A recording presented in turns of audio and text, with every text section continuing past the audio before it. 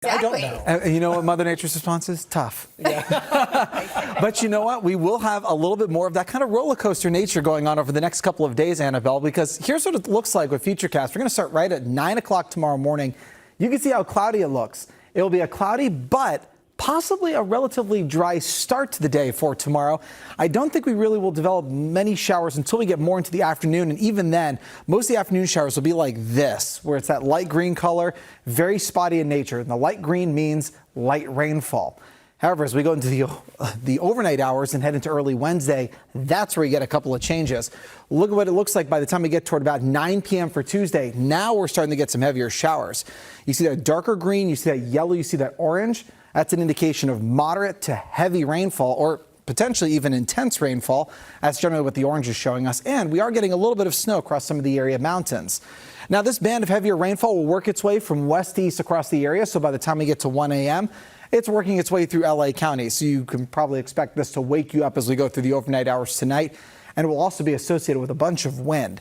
Then getting into early Wednesday morning, this will continue to push its way into the IE, starts to break up a bit. And you can see by 6 o'clock, it's looking relatively quiet on the rest of the map. In fact, going through the rest of Wednesday, we start to break up the cloud cover. And that's it for this weather system. And we actually have some pretty dry conditions coming our way for Thursday, Friday, and Saturday. Then some more changes coming our way for Sunday. So let's talk about the rain totals with this system. You'll notice a lot of this yellow coloring on here.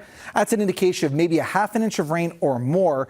You'll notice that around some of our foothill and mountain locations, that's where you get the oranges and the reds. And that's where we're talking about an inch of rain to an inch and a half of rain or more. But you also see some spots of green, and that's just an indication of maybe a quarter of an inch to half an inch of rain at best.